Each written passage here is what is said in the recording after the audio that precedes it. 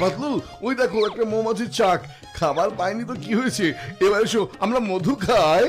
তুমি এখন মধু খেতে গেলে মৌমাছি হুল ফুটিয়ে তোমার চেহারার ইতিহাস ভূগোল সবকিছু বদলে দেবে। আরে এসব সবে আমি জানি, কিন্তু উপরের দিকে দেখো চাকে একটা মৌমাছি নেই। আমি এক্ষুনি চাকটা ভেঙে নিয়ে আসছি।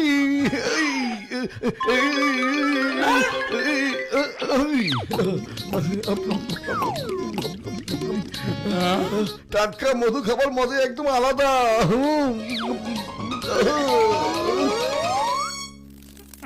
আরে আমাদের মৌচাক কোথায় গেল? হ্যাঁ, ও, আচ্ছা, এই তোমাদের কাজ। দাঁড়াও, দেখাচ্ছে মজা। আরে আমরা এত কষ্ট করে মৌচাক বানিয়ে সেখানে মধু জমাচ্ছিলাম, আর তুমি এত সহজে খেয়ে ফেললে।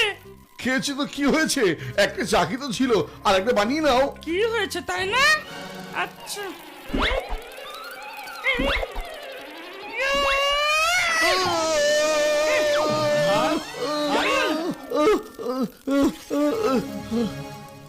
আজকে আমি তোমাদের শিক্ষা দিয়ে ছাড়বো যে জীবনে আর কোনোদিন কোনো মৌচাক ভাঙবে না তোমরা।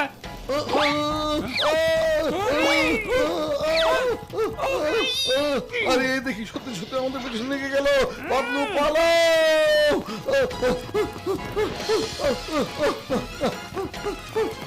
যাও আরো খাও টাটকা মধু। শুধু তোমার কারণেই আমিও বিপদে পড়ি সবসময়। যতক্ষণ না তোমরা আমাদের একটা মৌচাক বানিয়ে দিতে পারবে ততক্ষণ এভাবে হুল আমি ফুটাতেই থাকবো। কিন্তু আমরা কিভাবে তোমার এই মৌচাক বানিয়ে দেবো? হ্যাঁ, সেটা তোমাদের ব্যাপার, তাড়াতাড়ি করো, না হলে কিন্তু হুল ফুটিয়ে দেবো আবার।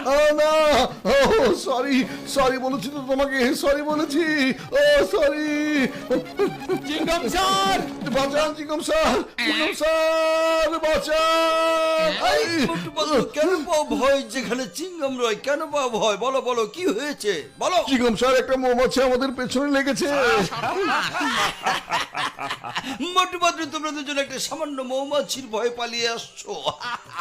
একটা ছোট্ট সামান্য মৌমাছি তোমাদের এমন কি ক্ষতি করতে পারে?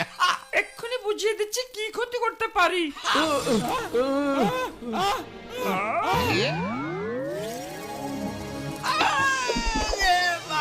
এই মোটু পাতলু, আমাকে বাঁচাও। এই তো দেখছি আমার পেছনে লেগে গেছে।